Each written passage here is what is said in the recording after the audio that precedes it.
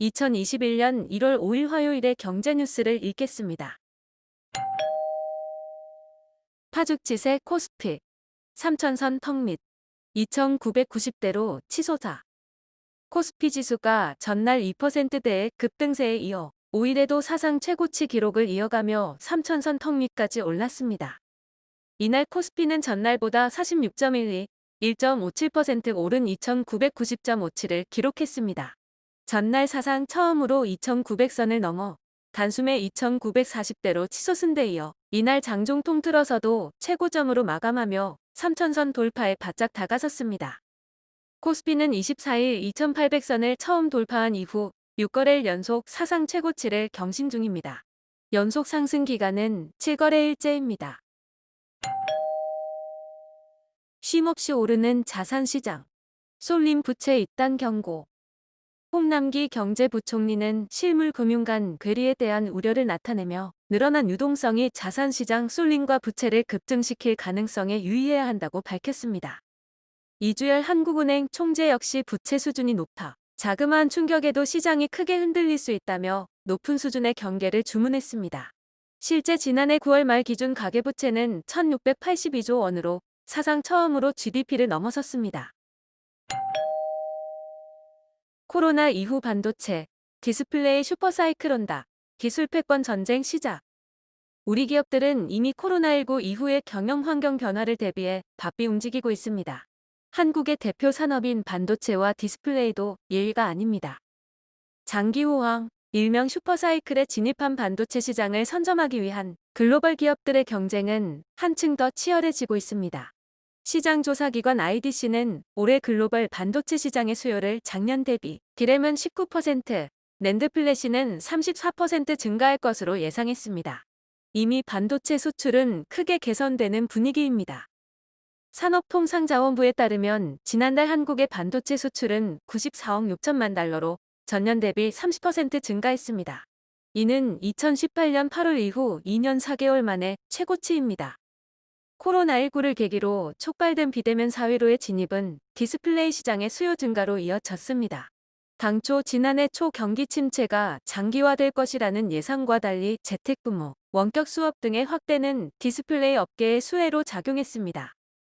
특히 집콕 시대의 본격화는 TV는 물론 언택트 사회의 필수 제품군으로 떠오른 노트북, PC 등의 신규 및 교체 수요 증가로 이어졌습니다. 반도체 슈퍼사이클 진입. 올해 수출 1,000억 달러 넘는다.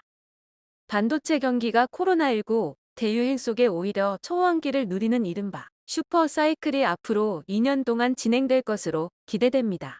코로나19의 세계적 대유행 여파로 비접촉 시대가 활짝 열리면서 전자산업의 쌀로 불리는 반도체 수요가 폭발했습니다. 지난해 반도체 수출은 992억 달러로 역대 2위 실적을 냈는데 올해는 이보다 10% 넘게 증가한 1,100억 달러가량으로 예상됩니다. 실제로 1,000억 달러를 넘어설 경우 지난 2018년에 이어 역대 두 번째 기록이 됩니다.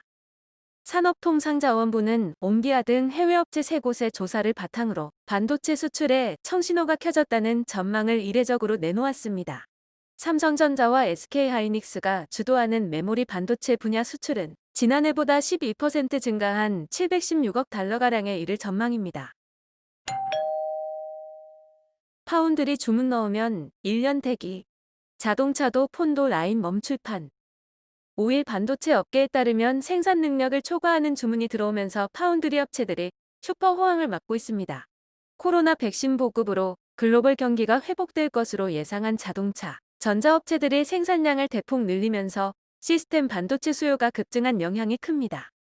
최신 전자장비 기술이 적용된 자동차와 5G 스마트폰의 본격적인 출시도 영향을 미쳤습니다.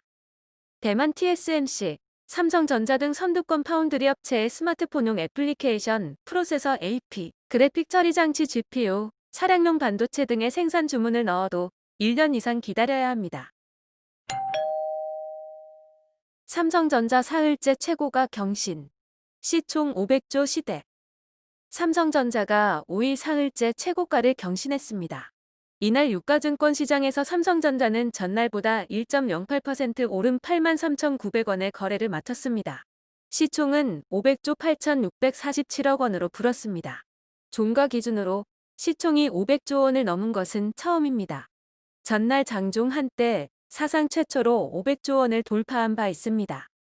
삼성전자는 반도체 업황에 대한 긍정적인 전망과 배당에 대한 기대감으로 지난달 30일 처음으로 종가 8만 원대에 들어섰습니다.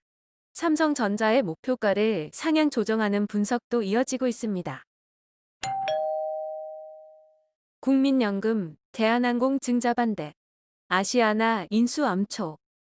국민연금이 6일 열리는 대한항공 임시 주주총회에서 정관 변경 안건에 반대표를 던지기로 했습니다. 이 안건은 아시아나항공 인수자금을 마련하기 위한 것으로 주식 총수를 2억 5천만 주에서 7억 주로 늘리는 내용입니다. 이 작업이 중단되면 대한항공의 아시아나항공 인수의 차질이 빚어질 수 있습니다. 국민연금은 대한항공 지분 8.11%를 보유한 2대 주주입니다. 하지만 아시아나항공 인수에 반대하는 KCGI 등 3자 연합은 대한항공 지분이 없어 이변이 없는 한 주총 통과는 무난할 것이라는 분석이 제기됩니다. 테슬라 하락에 베팅했다. 날벼락. 100% 손실. 테슬라 주가가 지나치게 올랐다고 생각해 주가 하락에 베팅했던 투자자들이 막대한 손실을 떠안을 위기에 처했습니다. 지난해 7월 런던 증권거래소에 상장된 테슬라 인버스 상품은 4일까지 99% 넘는 손실을 기록했습니다. 인버스 상품은 기초자산의 가격과 정반대로 가격이 움직이도록 설계된 금융투자 상품입니다. 테슬라 거품론이 나오면서 개별 종목에 대한 인버스 상품까지 나왔지만 테슬라 주가는 같은 기간 160% 넘게 올랐습니다.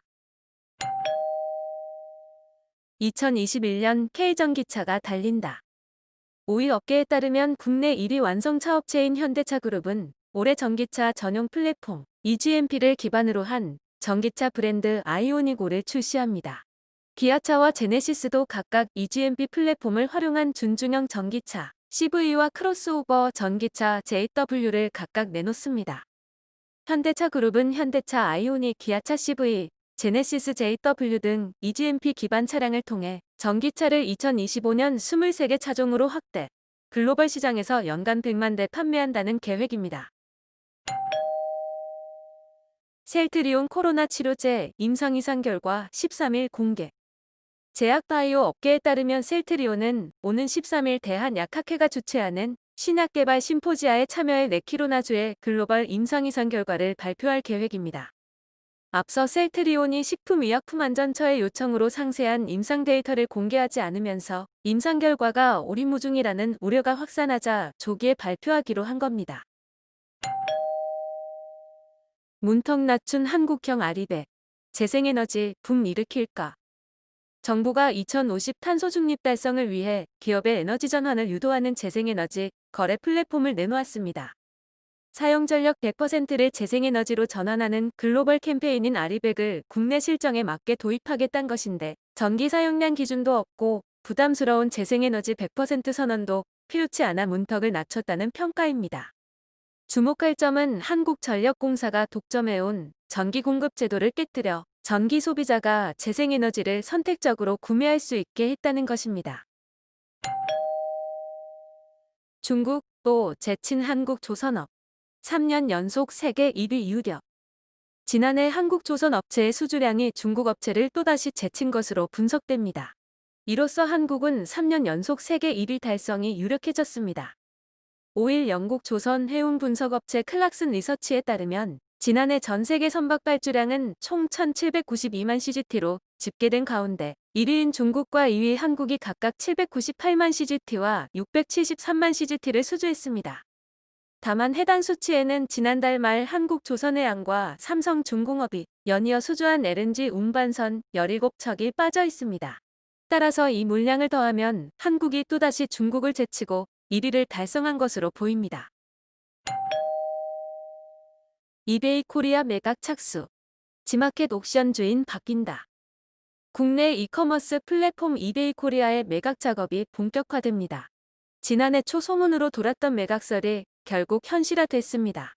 문급시 최대 5조 원 수준에 달하는 만큼 매각이 성사되면 국내 이커머스 업계도 상당한 지각 변동이 예상됩니다. 이베이 코리아 매각은 이미 예고된 일이었습니다. 미국 이베이는 2018년부터 이베이 코리아를 매각하기 위해 국내 유통 대기업들을 상대로 물밑에서 인수 의사를 타진했습니다. 가격 눈높이 차이로 실질적인 논의가 이루어지진 않았습니다. 허그 독점 주택 분양 보증. 경쟁 체제로 바뀌나. 주택 분양 보증 시장 경쟁 체제 도입 여부에 대해 건설업계 관심이 집중되고 있습니다. 조만간 국토교통부가 개방 여부를 결정지어야 하고 건설업계에서도 별도 보증기관 설립을 추진 중입니다. 분양보증 시장이 개방된다면 그 대상으론 SGI 서울보증보험이 지정될 전망입니다. 분양보증 업무는 허그 외에 국토부 장관이 지정하는 보험회사가 수행할 수 있습니다. 여기서 보험회사는 보증보험을 영위하는 보험사인데 국내에는 서울보증이 유일합니다. 오늘의 경제신문 읽기 끝. 댓글과 좋아요 부탁드려요.